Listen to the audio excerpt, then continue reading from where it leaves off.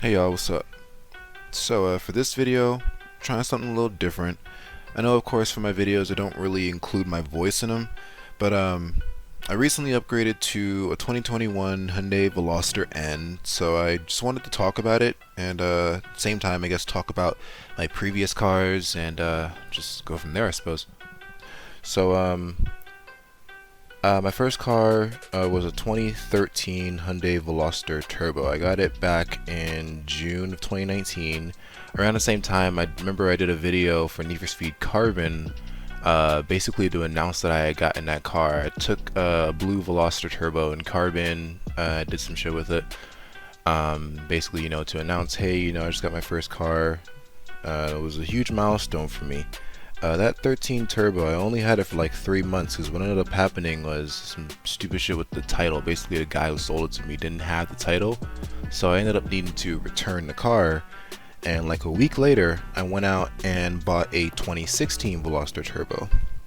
So this one, it was red, it was nice. Only one previous owner, and I was absolutely in love with it at first.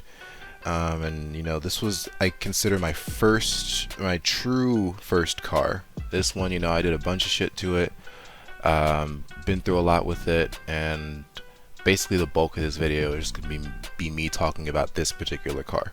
So 16 Turbo, one of the first things I did to it is I got the windows tinted. That looked pretty cool. I plasti dipped the logos, so I took the front Hyundai logo, the rear Hyundai logo, and the Veloster badge, plasti dipped all in black. Threw some spacers on because I had always hated tuck on the wheels. I wanted them to be just about flushed with the fenders. So I actually ordered the spacers for the old 13, but I never got to throw them on. So I threw them on the 16. I gave the wheels a very nice stance to them. I liked how they look a lot. And it was always going to be temporary. Once I got a pair of rims, I had always planned to take those spacers off. But after doing that, I put some mud flaps on the car just because I thought they looked kind of cool. And then that was it for 2019. In 2020, that's when I did a lot of the mods to the car. So for 2020, the first major thing I did to the car is I got a muffler delete done. I did a video for this, of course.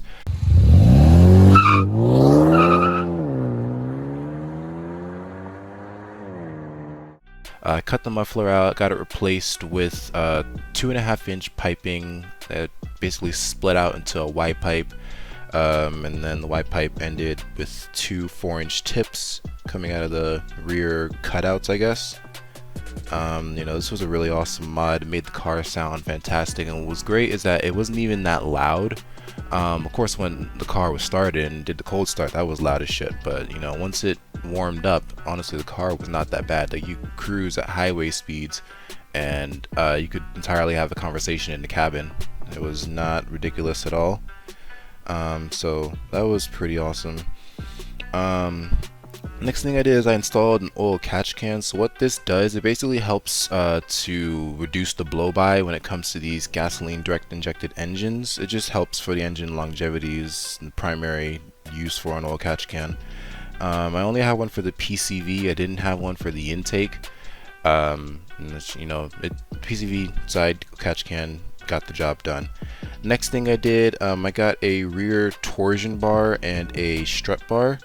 At first I got a simple 1 bar, I guess, strut bar, but that bar didn't fit, so I went back to the manufacturer, and they ended up sending me a dual bar strut bar for free. Basically, they just replaced the old one with the new one, and that's how I managed to get a better strut bar for basically no additional money. After that, it was my K&N intake. I did a video for this one as well.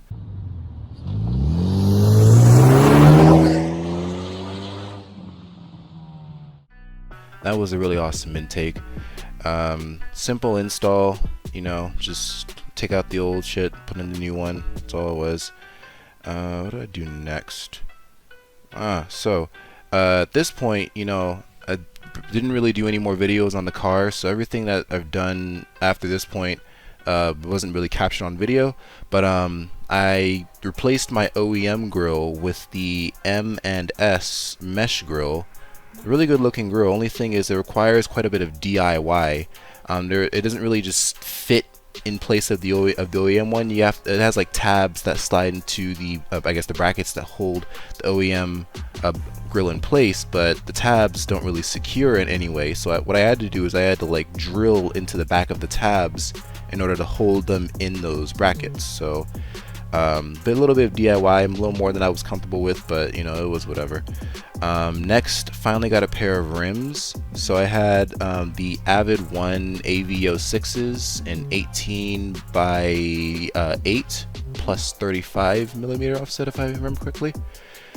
These rims, they're basically Ray TE37 knockoffs. It's basically all Avid makes. They're all knockoff rims.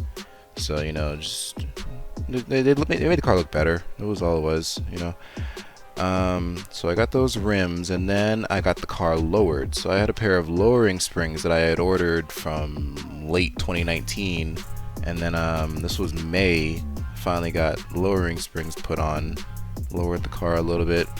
Loved how it looked, and then I don't think I did much for a little period. So that was May, and then in June I got a new spoiler. So from February I had ordered a duckbill spoiler for my car, but it took like 14 weeks for it to get to me. So in June finally got the duckbill, and this is one of my favorite mods for this car. It looked amazing. I loved this spoiler. It completed the look so well. Yeah, I was absolutely in love with it. From there, after the spoiler, I was trying to do an LED upgrade. So my fog lights, I replaced those with LED fog lights, and then I was planning on ordering a pair of custom headlights from this what was this company called? I'm about to hold on. Oh, it was XLED. There it is. Yeah, so XLED, based out of South Korea, they take like OEM headlights and they do a full LED upgrade to them.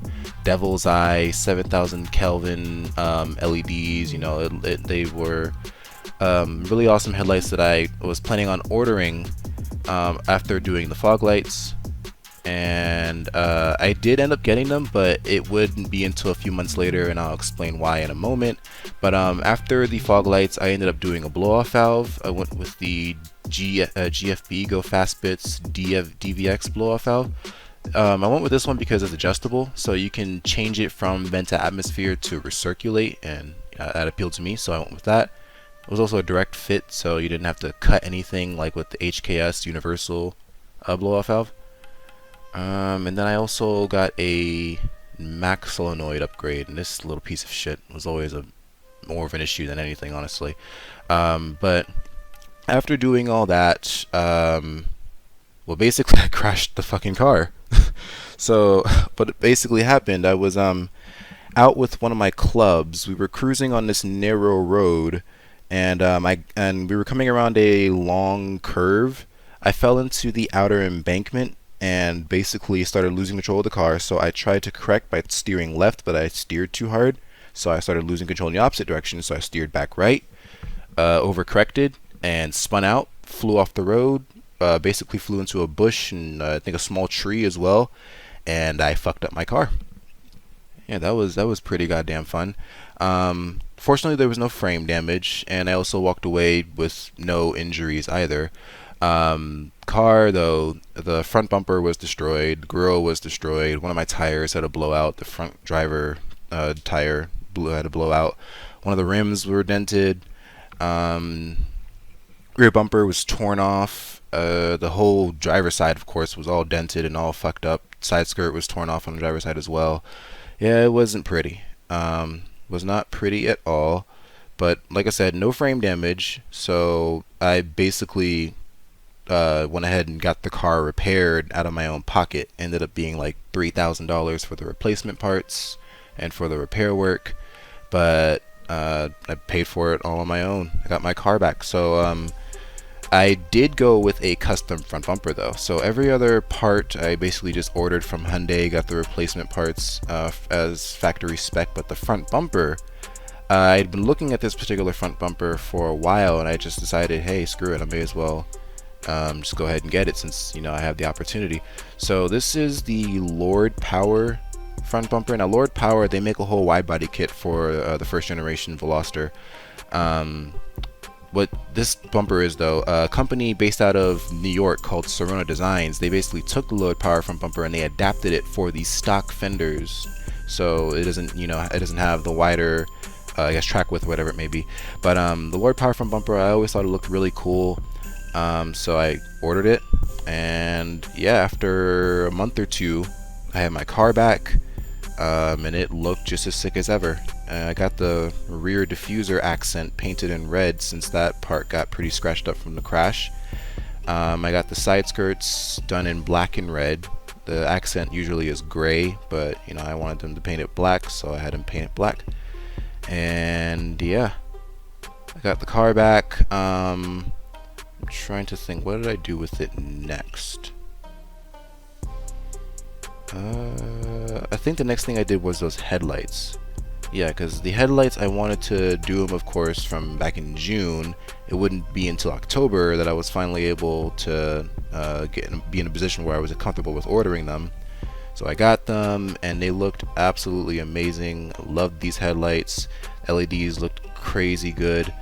They did hyper flash, but I had some resistors installed, so yeah, these headlights were great. The demon eyes looked really pretty. I absolutely adored these headlights.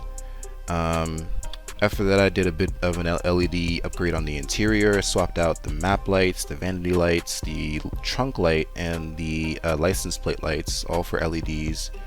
Crisp, clean looking, you know, really awesome. I got a downpipe. So I got the Pierce Motorsports downpipe with the high flow cat built in, a 200 cell catalytic converter. It didn't really do anything with the volume of the car. It only made it so that it popped and gurgled louder and more.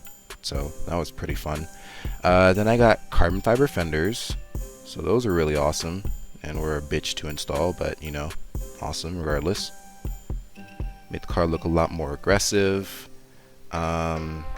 What else? Ooh, I got a rear motor mount. I did that. After crashing the car and needing to get the rear bumper replaced, I decided that I was going to replace the rear reflectors with some mesh grills. For whatever reason, that took 4 months for the mesh grills to get to me, but I got them eventually in December of 2020. Threw those in, and they really completed the look of the rear end. I liked how the rear end looked a lot with those mesh grills in.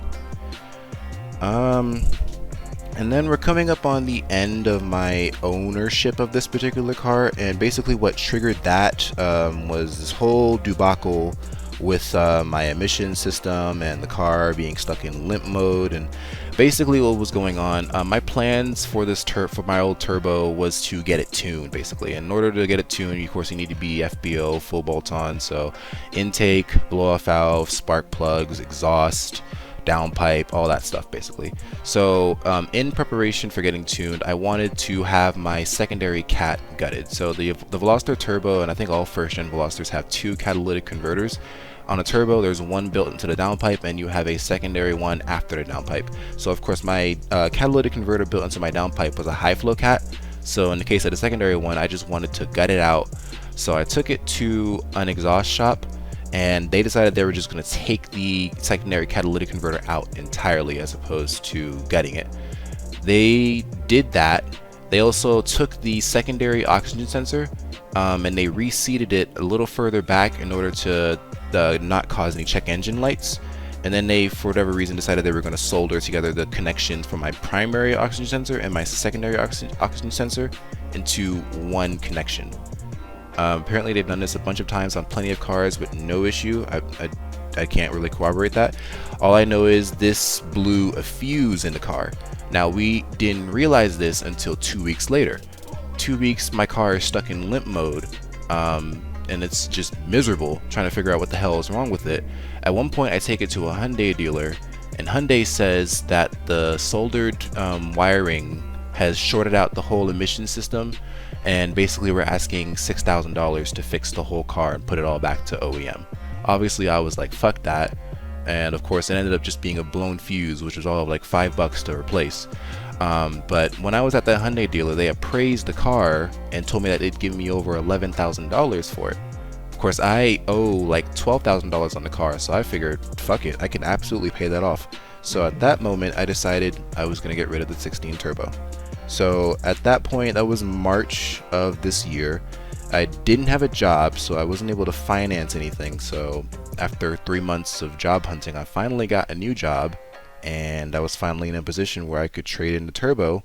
So I did just that, and I got a 2021 Veloster N.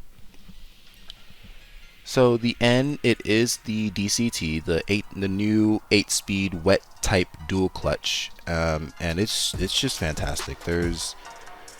I don't know what to say about this car that hasn't already been said by everyone who's ever reviewed it. It is absolutely fantastic. It is everything the Turbo was, but just better in every way.